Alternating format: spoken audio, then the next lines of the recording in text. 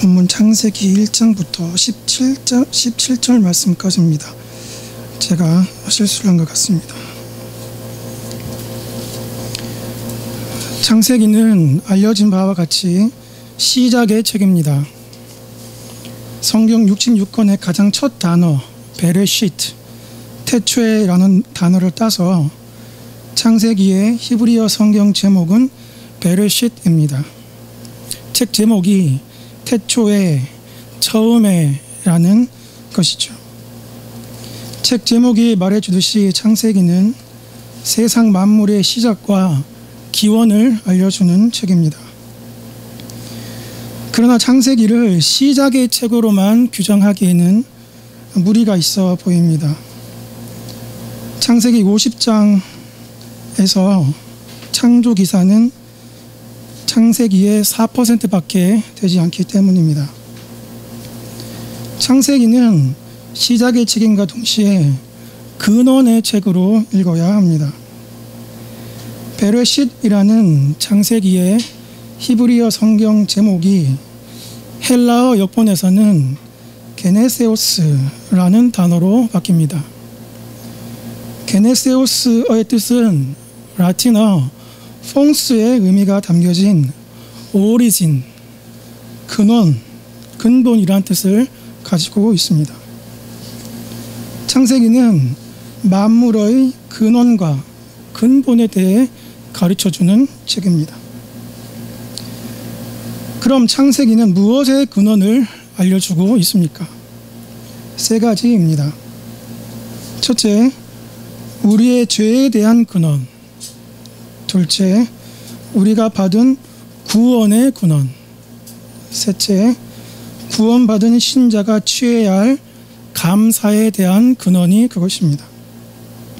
이 세 가지 근원, 곧 죄, 구원, 감사를 모두 포함하는 단어를 꼽으라면 아마도 언약이 가장 적절할 것 같습니다. 왜냐하면 언약은 죄인과 맺어 구원을 얻게 해 감사의 삶을 살도록 하는 성격을 이 언약이 가지고 있기 때문입니다.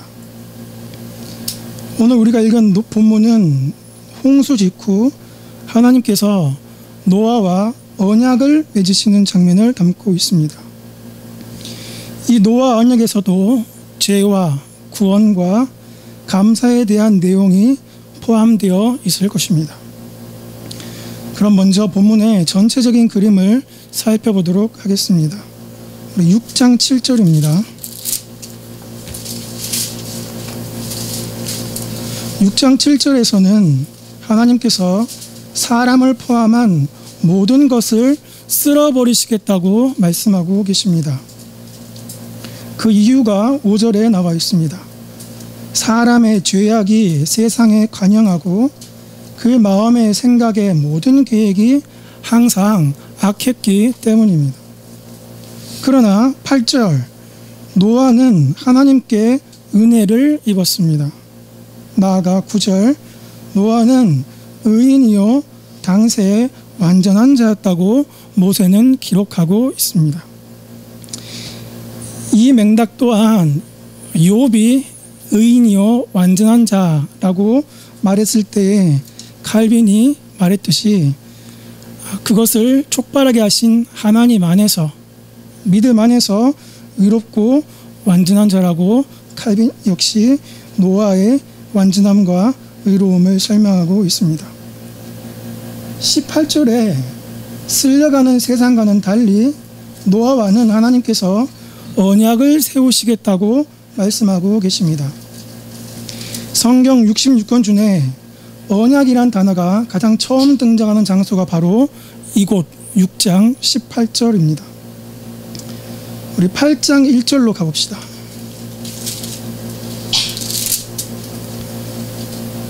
8장 1절입니다. 홍수가 절정에 이른 뒤 하나님께서는 노아를 권념하사 기억하셔서 바람을 불게 하심으로 물을 감하게 하셨습니다.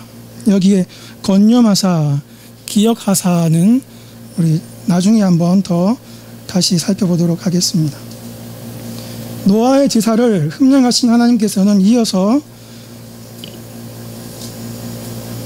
우리가 읽어보았던 것처럼 노아와 언약을 맺으시는 장면을 9장에서 만나게 됩니다.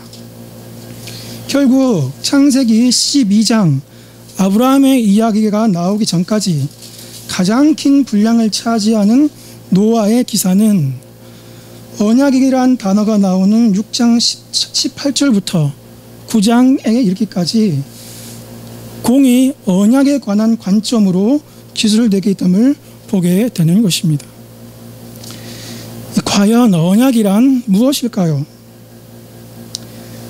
먼저 언약에 대한 이해를 돕고자 언약이 무엇인지에 대해 설교자가 이해하는 바 대강의 실루엣을 가늠해 봤으면 좋겠습니다. 이것은 설교자의 개인적인 개념이기 때문에 한번 들으시고 잊어버리셨으면 좋겠습니다. 설교자가 이해하는 범위에서 언약이로 하면 저는 우리 몸에 척추를 떠올리게 합니다. 신학과 신앙을 직립하게 하고 신학과 신앙의 모든 부분에 걸쳐서 영향을 미치게 하는 척추 같은 역할을 언약이 하고 있다고 보는 것입니다. 또한 언약은 책의 제본이라고 생각하고 있습니다. 수백 페이지에 달하는 성경 낱장들을 하나로 묶어 악유로 칠해서 한 권의 책으로 만들어내는 책의 뼈대와 같은 부분을 언약이라고 저는 이미지화하고 있습니다. 성경은 언약으로 시작해서 언약으로 진행하고 언약으로 맞춰지는 책입니다. 기독교는 언약의 종교라 해도 과언이 아닐 것입니다. 종교 개혁을 통해 거의 역사상 처음으로 성경에 나타난 언약의 의미를 회복함으로 망령된 구교와 결별할 수 있었기 때문입니다. 동시에 언약은 우리의 매일의 기도와 말씀의 자리, 그리고 삶의 현장에서 실천적으로 이해되어서 녹아져야 하는 매일의 단어이기도 합니다. 언약적 관계가 전제되지 않은 한 우리의 구원, 우리의 성화, 특별히 우리의 기도, 하늘로부터 오는 도움은 소원해질 수밖에 없습니다. 이렇게 성경의 제본과도 같은 신학과 신앙의 척추와 같은 언약에 대해서 우리가 한 걸음 더 들어가 보도록 하겠습니다. 설교자는 노아의 이야기를 바탕으로 총 6회에 걸쳐서 언약이 가지는 면면들을 살펴보고자 합니다. 오늘은 언약의 첫 번째 측면, 언약의 정의에 대해서 살펴보고자 합니다.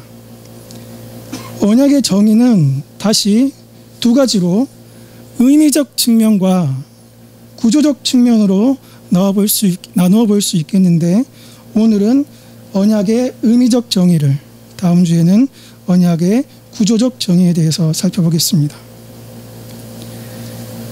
언약은 하나님의 아버지 되심과 나의 자녀됨으로 그 의미를 정의할 수 있습니다. 요한일서 3장 1절 함께 보시겠습니다. 오늘 본문이기도 합니다. 보라, 아버지께서 어떠한 사랑을 우리에게 베푸사 하나님의 자녀라 일컬음을 받게 하셨는가. 우리가 그러하도다. 하나님의 자녀와 아버지 하나님 되심을 구약은 다음과 같이 표현합니다. 출애굽기 6장 7절, 너희를 내 백성으로 삼고 나는 너희의 하나님이 되리니. 이 신약에서의 아버지와 자녀 관계가 구약에서는 하나님과 그 백성의 관계로 나타납니다. 같은 본질, 다른 경륜인 것입니다. 오늘 우리가 살펴본 노아 언약의 맥락에서는 하나님의 자녀됨, 하나님의 백성됨이라는 언약의 이 의미적 정의가 선명하게 제시되어 있진 않지만 오히려 그보다 더 강화되어서 말씀의 행간을 유유히 넘나들고 있습니다. 오늘 우리가 읽은 전체 본문을 잘 보시면 하나님께서는 노아와 그 자손들이 온전하게 살 수 있는 환경을, 컨디션을 마련해 주고 계십니다.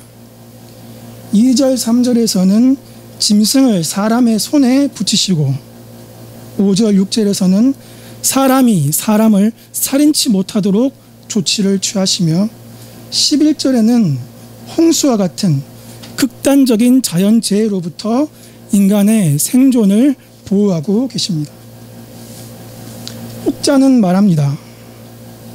하나님이 홍수 후에 노아와 언약을 맺어 그들의 생존을 보존하심으로 그들을 하나님의 백성으로 삼기로 하신 작정과 조치를 잘 보여준다. 2절, 3절, 5절, 6절, 11절 하나님께서 마련해 주신 이러한 생존의 조건들은 그들을, 노아와 그 후손들을 하나님의 백성으로, 하나님의 자모로 삼으셨고 그들을 부성적 사랑, 아버지의 사랑으로 돌보신다는 단증이요 보증으로 우리가 생각해 볼 수 있다는 것입니다. 언약은 하나님께서 우리를 당신의 자녀 삼아 주시기로 한 약정입니다. 언약은 돌 감람나무에 속한 우리를 참 감람나무에 붙여주시기로 한 하나님의 의지요. 로마서 11장 7절. 언약은 본질상 진노의 자식이었던 우리를 기어코 하나님이 아시는 존재로 살게 하시는 하나님의 고집스러움입니다. 갈라디아서 4장 8절. 창세기 1장은 창조 일반에 대해 기록되었고 창세기 2장은 이 창조의 주인공인 인간을 클로즈업해서 인간 창조를 다시 재반복해서 기술하고 있습니다. 같은 논리로 창세기 1장의 아담은 인간 일반에 불과했습니다. 곧 자연인, 사회인, 문화인에 불과했던 것이죠. 그러나 창세기 2장에서는 그 자연인, 사회인, 인간, 문화인인 아담을 클로즈업해서 그 인간의 궁극적인 정체, 그 인간이 본래 어떤 존재이고 어떠한 존재여야 하는지를 잘 설명해주고 있는 아담을 언약인으로 삼아주시고 계시는 것입니다. 하나님께서는 아담과 언약을 맺으심으로 아담을 언약인으로 삼아주셨습니다. 아담을 자녀로 삼아주셨습니다. 하나님께서는 아담을 자녀 삼아주심으로 하나님 자신은 한가하게 쉬면서 인간으로 하여금 하늘과 땅을 다스리게 하거나 일정한 법칙을 그저 던져주심으로 그 법칙에 매여 인간이 살도록 아담과 유리하게 하지 않으셨습니다. 하나님께서는 아담을, 우리를 언약인으로 삼아 주셨습니다. 우리가 아담이 언약인이 되었다는 것은 우리를 하나님의 자녀로 삼으셔서 우리 안에 들어오시고 우리를 책임지시겠다는 선언이자 하나님의 의지, 하나님의 표독스러운 고집을 대변하고 있는 것입니다. 이 하나님의 고집, 우리를 그저 문화인으로 내팽겨치지 않으시고 자녀로서 개입하시겠다는 이 고집이 요한일서 3장 1절에는 이렇게 표현되어 있습니다. 요한일서 3장 1절입니다. 보라, 하나님께서 어떠한 사랑을 우리에게 베푸사 하나님의 자녀라 일컬음을 받게 하셨는가? 우리가 그러하도다. 본문에서 초도에 나오는 어떠한 사랑, 이 어떠한 사랑의 시작이, 근원이 바로 아담을 끌어안으시고 품에 넣으셔서 자녀로 받아주신 언약인을 만들어주신 사건입니다. 따라서 요한일서 3장 1절은 다음과 같이 풀어서 다시 읽을 수 있습니다. 보라, 하나님 아버지께서 아담과 언약을 맺으시는 것을 시작으로 우리가 하나님의 자녀라 일컬음을 받게 하셨다. 첫 번째 아담과 언약을 맺으심이 어떻게 우리의 자녀됨과 연관되는지는 이후 언약과 정가를 다루는 부분에서 더 나누도록 하겠습니다. 한편 요한일서 3장 1절 오늘 본문이 되는 이 구절에서 우리가 간과해서는 아니 되는 두 가지 중요한 포인트가 있습니다. 첫 번째는 마지막 단어 우리가 그러하도다입니다. 언약을 쭉 설명하고 나서 우리가 그러하도다라고 요한은 말하고 있습니다. 우리가 그러하도다라는 이 문구를 NIV에서는 what we are, ESV에서는 so we are라고 되어 있습니다. 무슨 말입니까? 나의 정체성은, 나의 신분은 하나님의 사랑을 받아 하나님의 자녀가 된 언약의 백성, 언약의 자녀라는 점을 우리가 그러하도다라고 점찍어 주는 것입니다. 우리가 그러하도다 그 앞에 구문은 아브라함의 하나님, 이삭의 하나님, 야곱의 하나님이라면은 우리가 그러하도다라는 이 두 구문은 그 하나님이 나의 하나님이란 것을 깨닫게 해주는 것입니다.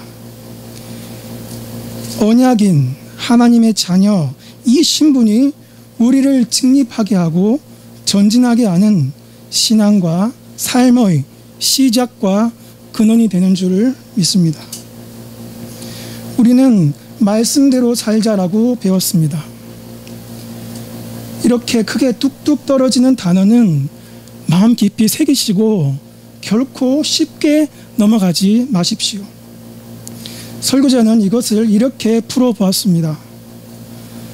하나님의 자녀라는 신분적 구원에서 말씀대로 사는 수준적 구원에 이르자라고 말입니다.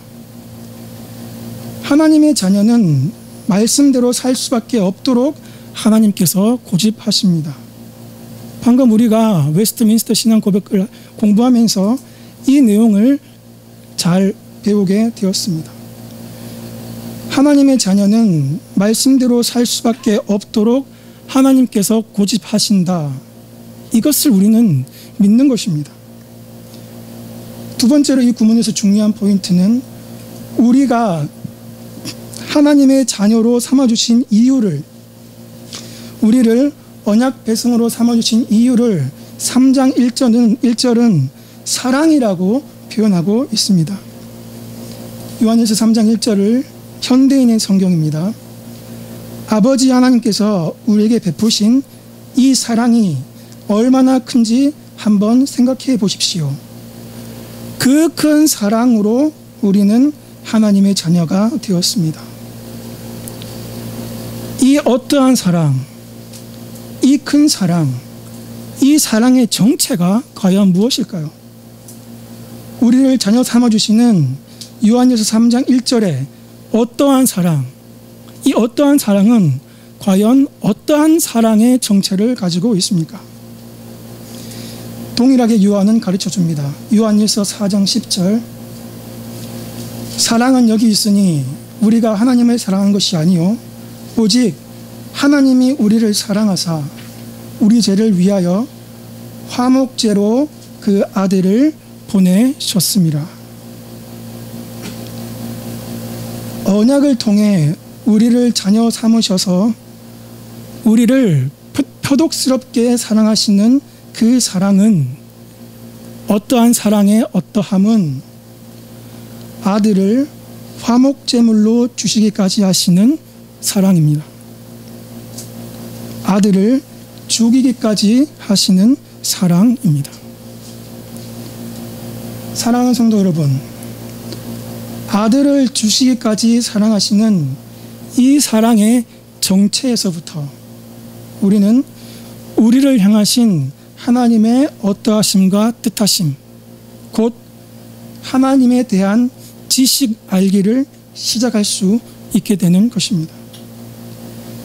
하나님이 아들을 주시고 아들을 죽이기까지 하신 그 집요한 사랑의 고집이 넘어진 우리를 다시 한번 일으키게 하는 사랑의 삶의 생명과 생활과 생활력의 시작과 기원이 되고 우리를 미약하나마 전진하게 하는 하나님의 은혜의 조치인 것입니다.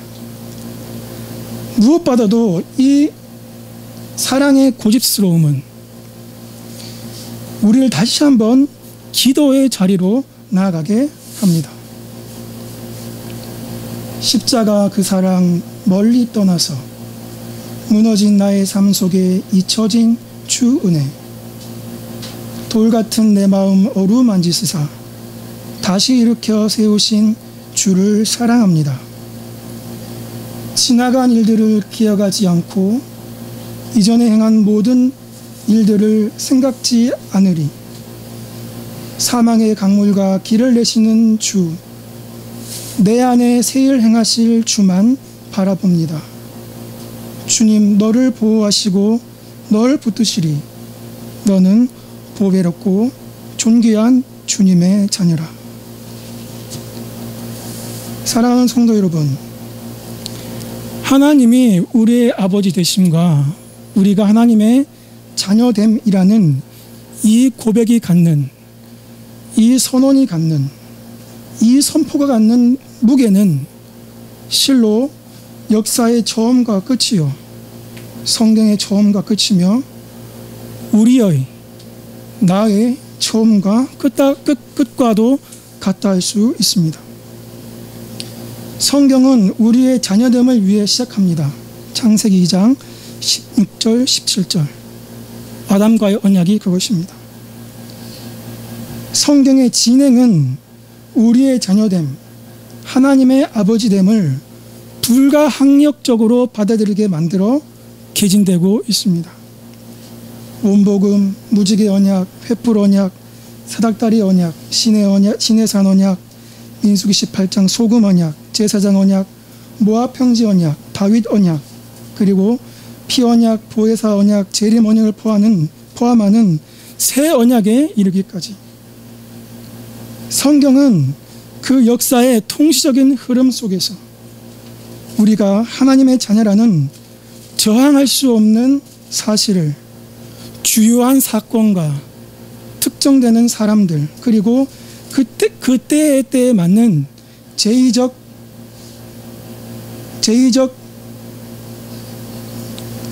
이벤트를 통해서 확증해 보이고 있는 책인 것입니다. 더 나아가 성경은 우리의 자녀됨을 확증하기 위해 시작하고 진행될 뿐 아니라 이것을 위해 끝을 맺습니다. 계시록 21장 3절 내가 들으니 보좌에서 큰 음성이 나서 이르되 보라, 하나님의 장막이 사람과 함께 있음에 하나님이 그들과 함께 계시리니 그들은 하나님의 백성이 되고 하나님은 친히 그들과 함께 계셔서. 우주의 종말과 개인의 종말의 때에 이르러 우리 모두는 새 하늘과 새 땅에서 장자의 총회가 모여질 때 하나님의 자녀된 우리가 이 언약에, 이 관계에 완전한 영광을 영위하게 될 것입니다. 역사는 과거와 현재의 대화라고 예측하는 말했습니다. 하지만 우리가 살펴본 대로 성경이 언약으로 시작해서 언약으로 진행돼 언약으로 맞춰진 이상 우리는 역사의 의미를 다시 재정의해야 할 것 같습니다. 혹자는 말합니다. 언약은 우리가 하나님의 백성이 되기로 한 약정이다. 역사 진행에 이것 이외에 다른 목표는 없다. 다시 한번 하겠습니다. 언약은 우리가 하나님의 백성 되기로 한 약정이다. 역사 진행에 이것 외에 다른 목표는 없다.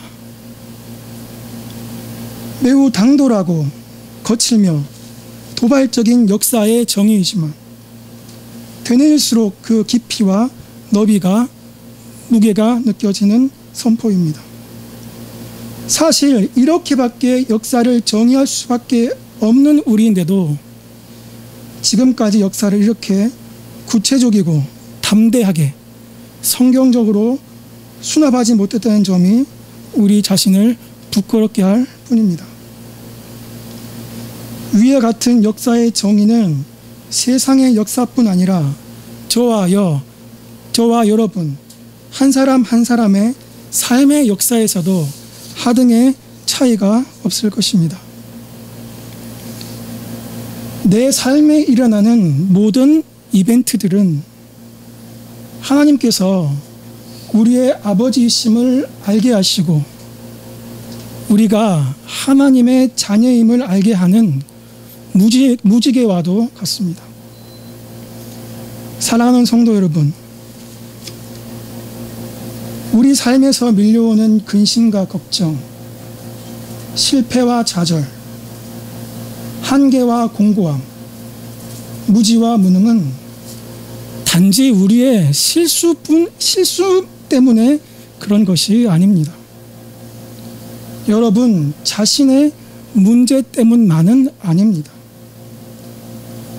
여러분은 여러분의 하나님을 어떻게 그리고 계십니까? 내가 그렇게도 말했는데 너 내 말 안 듣더니 그 꼴 됐네. 이번에 된통 당해봐라. 이렇게 다가오시는 하나님이 여러분의 하나님이십니까? 거 봐라. 내가 그때 A를 선택하려 했는데 기어이 B를 선택하더니 잘 됐다. 나는 모르겠으니 뒷숲숲 뒷감당 네가 알아서 해라. 나는 다른 사람 밀어주고 땡겨줄란다. 그렇게 말씀하시는 하나님, 우리 하나님이십니까? 우리를 벌하지 못해 안달하시는, 어떻게든 우리의 실수와 그름을 책잡아 안달하시는 그분이 우리의 여러분의 하나님이십니까? 우리 하나님 아버지께서 어떠한 분이신지 누가는 이렇게 보도하고 있습니다. 내가 일어나 아버지께 가서 이르기를 아버지여 내가 하나님 하늘과 아버지께 죄를 얻었사오니 지금부터는 아버지의 아들이라 일컬음을 감당치 못하겠나이다. 나를 품꾼의 하나로 벗어서 하리라 하고 이에 일어나 아버지께로 돌아가니 여전히 탕자는 아버지를 아버지라고 부르고 있습니다. 아버지께로 돌아가니라. 아직도 상거가 먼데 아버지가 저를 보고 치근히 여겨 달려가 목을 안고 입을 맞추니 이 내 아들은 죽었다가 다시 살아났으며 내가 일어났다가 다시 얻어내라 하니 저희가 즐거워하도다. 누가를 뒤로하고 호세아는 우리의 아버지를 이렇게 묘사했습니다. 오라 우리가 여호와께로 돌아가자. 여호와께서는 여기 여호와의 명칭은 엘로힘과는 달리 언약관계에서 쓰이는 하나님의 명칭입니다. 바꿔 말하면 하나님 우리 아버지께서는 우리를 찢으셨으나 도로 낫게 하시는 분이요 여호와 우리 하나님은 우리를 찢었으나 싸매어 주시는 하나님이시라. 그럼 하나님께서는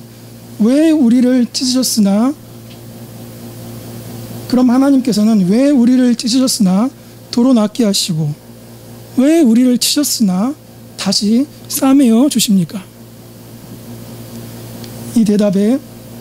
이 질문에 마태가 대답합니다. 수고하고 무거운 짐진 자들아, 다 내게로 오라. 내가 너희를 쉬게 하리라. 나는 마음이 온유하고 겸손하니 나의 멍에를 메고 내게 배우라. 그리하면 너희 마음이 쉼을 얻으리니 이는 내 멍에는 쉽고